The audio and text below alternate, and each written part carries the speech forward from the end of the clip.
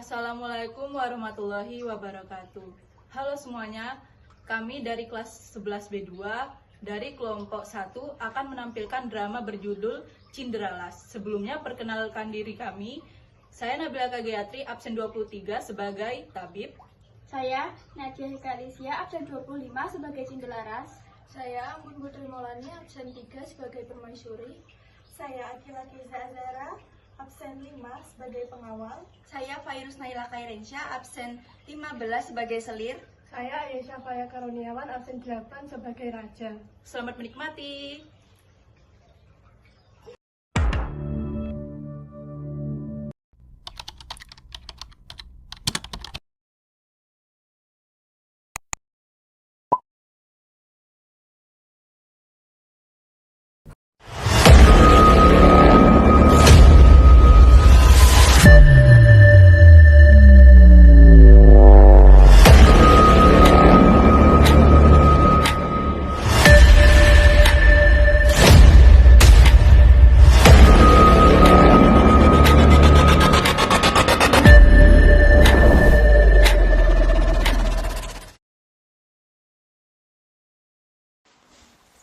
Pada zaman dahulu kala, di sebuah wilayah timur Pulau Jawa, disebutkan sebuah kerajaan yang dipimpin oleh seorang raja yang bernama Raden Putra.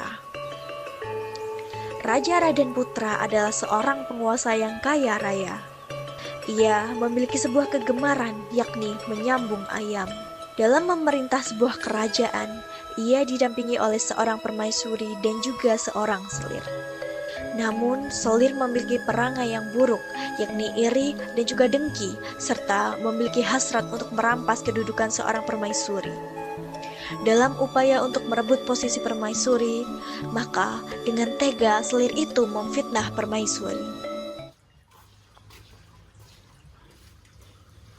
Mohon maaf yang mulia Tuan Putri, apakah gerangan yang membuat yang mulia memanggil hamba ke istana? Wahai tabib, aku begitu menginginkan posisi permaisuri. Aku sudah penat dan lelah menjadi selir raja. Maka dari itu, aku bermaksud untuk melenyapkan permaisuri.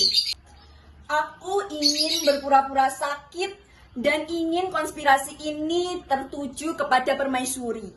Aku ingin membuat semua orang membenci permaisuri karena telah meracuniku.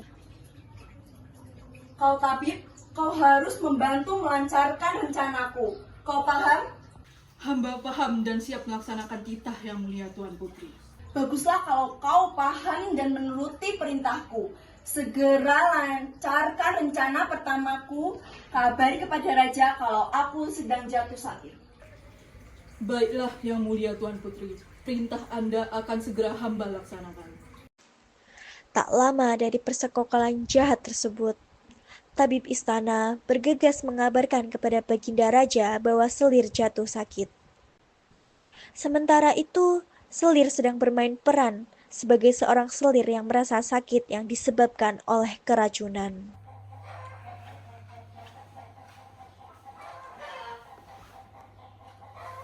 Mohon maaf Baginda Raja, hamba hendak mengabarkan sesuatu yang mungkin Baginda Raja ketahui. Berita tersebut adalah bahwa salah satu selir yang mulia Raja ada yang sedang jatuh sakit. Hamba rasa selir itu jatuh sakit karena keracunan. Apa yang kau katakan? Salah satu selirku jatuh sakit setelah meminum minuman yang diberikan permaisuriku.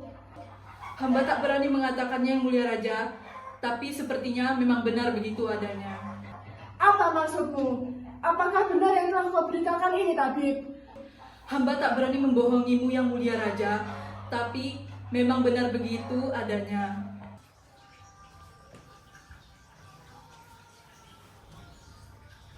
Wahai selirku, benarkah engkau seperti dikabarkan tabib itu? Benarkah salah satu permaisuriku telah meracunimu?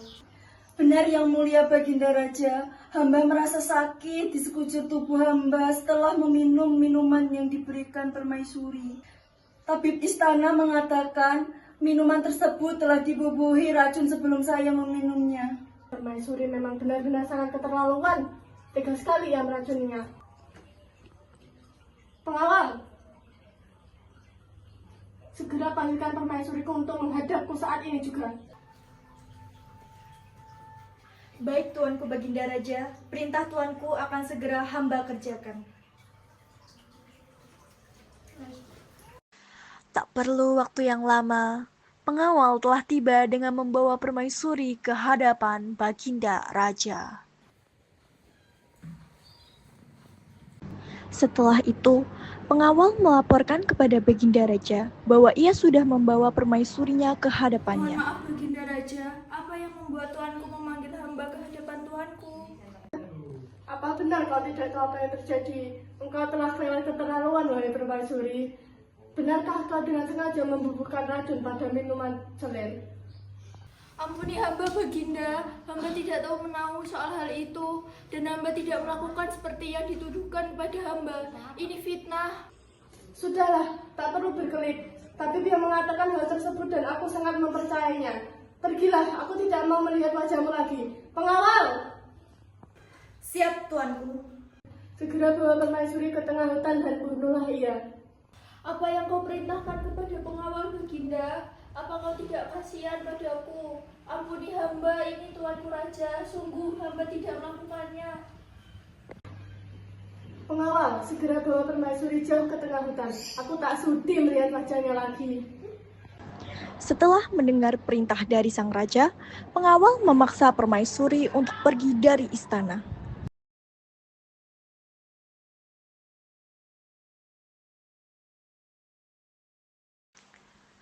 Akhirnya pengawal membawa permaisuri keluar istana menuju hutan. Namun di luar dugaan, para pengawal tidak tega untuk membunuh sang permaisuri yang ternyata sedang mengandung. Tenanglah permaisuri, hamba dengan sadar mengetahui konspirasi yang dilakukan oleh Selir dan juga tabib istana. Hamba tidak mampu untuk membunuh permaisuri, namun hamba juga tak sanggup untuk melawan perintah raja.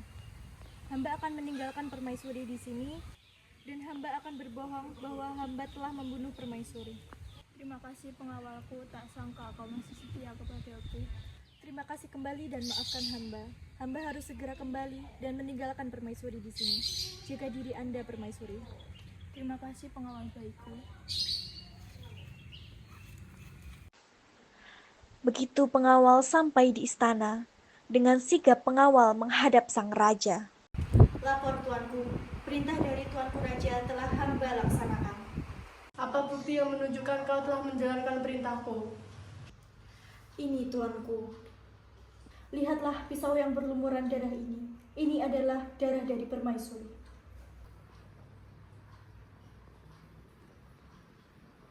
Aku percaya padamu, kau telah menjalankan perintahku dengan sangat baik.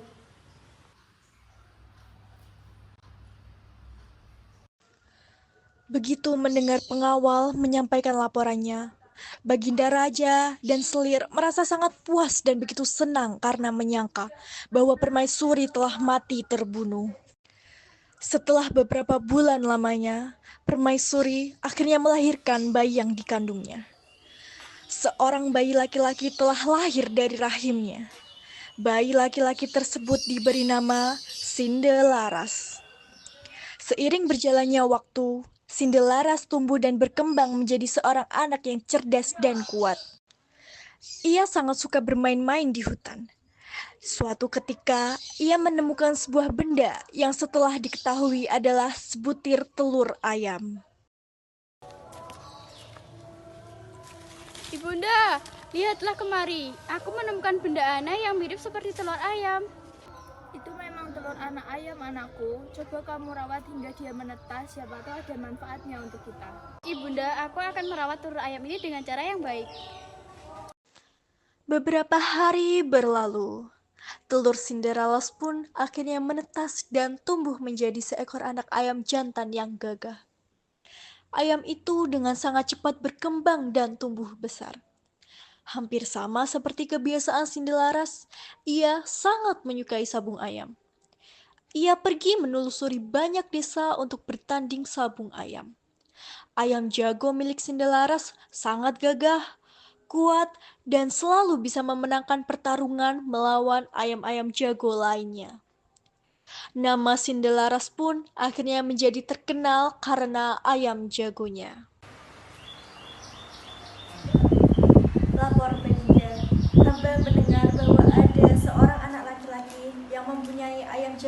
begitu luar biasa. Ayam jago dari anak misterius itu selalu memenangkan pertandingan dengan ayam jago lainnya. Apa yang kau katakan itu sungguhan.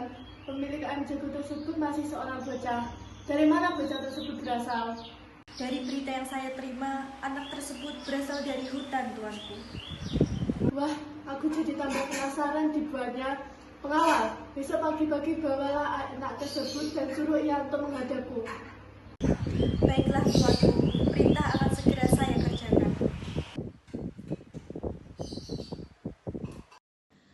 Keesokan harinya, pengawal telah berhasil menemukan bocah tersebut dan kemudian membawanya ke hadapan sang raja. Hei anak kecil, di mana ayam jagomu yang selalu menang dalam segala pertandingan sabung?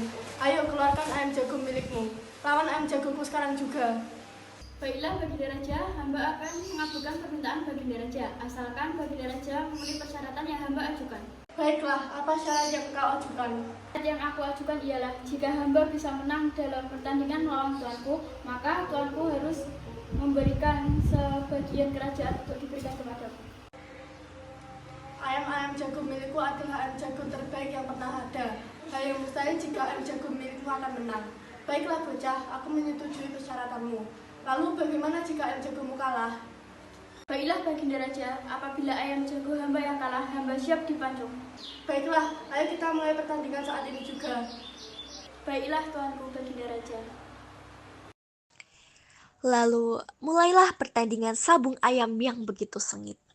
Ayam jago milik sang raja melawan ayam jago milik Sindelaras. Raja telah berupaya untuk memilih ayam jagonya dengan kondisi terbaik yang ia miliki. Di tengah-tengah pertandingan, sang raja pun berdecak kagum.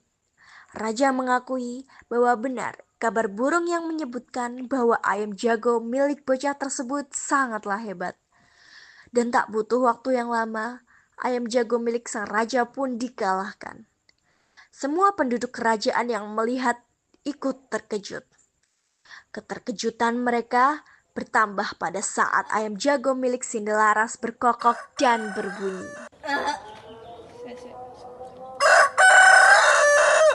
Akulah ayam jagonya Cindralas yang hidup dan besar di hutan, dan ia adalah anak seorang Raden Putra. Ayam itu berkokok dengan suara lantang dan berulang-ulang. Setiap orang yang melihat peristiwa tersebut terkejut bukan kepalang. Baginda Raja pun demikian terkejut. Dan selanjutnya Raja pun memanggil Sindelaras. Anak kecil, kemarilah. Baiklah tuanku Baginda Raja. Siapakah nama engkau dan di mana engkau tinggal? Namaku Cendelaras. Hamba tinggal bersama ibu di tengah hutan. Siapakah nama ibu engkau? Ibu hamba dahulu adalah seorang permaisuri dari kerajaan ini. Apa aku tidak salah dengan apa yang kau katakan? Hal itu benar apa adanya tuanku Baginda Raja. Sindelaras pun memberitahu nama ibunya kepada sang raja. Dan raja pun terkejut bukan main. Mungkinkah benar ia anakku? Anak ini berasal dari hutan. Namun jika diperhatikan saat ia datang ke istana, tingkah lakunya tidak lain seperti anak bangsawan. Mohon maaf tuanku, dahulu ketika tuanku menyuruh hamba membunuh permaisuri, pada saat itu permaisuri sedang mengandung. Hamba tidak tega membunuh permaisuri, karena sesungguhnya hamba tahu akan sebuah kebenaran. Permaisuri hanyalah korban fitnah yang dilakukan oleh selir yang ingin menjadi permaisuri. Apa yang kau katakan tadi sungguh-sungguh pengawal. Hamba berkata benar, Baginda. Setelah mendengar semua keterangan dari pengawal, Raden Putra amat sangat marah. Pengawal, tunggu apa lagi? Sekarang cepat tunjukkan di mana permaisuri berada. Baiklah tuanku Baginda Raja, perintah tuan akan segera hamba kerjakan. Marilah anakku Cenderalas, ajarlah aku bersamamu dan tunjukkanlah di mana tempat tinggalmu. Beberapa saat kemudian, sampailah Baginda Raja, pengawal, dan juga Sindelaras di tengah hutan.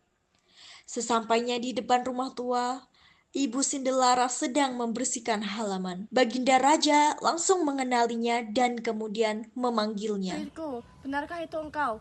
Maafkan aku atas semua salahku padamu. Baginda, bagaimana Baginda tahu tempat tinggal hamba? Aku datang ke sini berkat putramu, putra kita. Aku telah menyesali perbuatanku, permaisuriku. Marilah kita pulang kembali ke istana dengan putra kita tersayang. Permaisuri terdiam dan menangis haru setelah mengetahui apa yang sedang terjadi. Baiklah Baginda Raja, aku telah lama memaafkanmu. Mari kita memulai hidup baru. Terima kasih banyak permaisuriku. Kau adalah wanita yang lembut dan baik hati. Aku begitu menyesal telah membuatmu menderita. Di akhir cerita, sang raja dan juga permaisuri beserta dengan putranya yaitu Sindelaras kembali menuju ke istana. Raja membayat kedudukan permaisuri dan menjatuhkan hukuman kepada selir yang licik itu. Dan semenjak saat itu, Baginda Raja, permaisuri, dan juga Sindelaras hidup bahagia di istana. Setelah Baginda Raja meninggal dunia, Sindelaras meneruskan tahta kerajaan menggantikan sang ayah menjadi raja.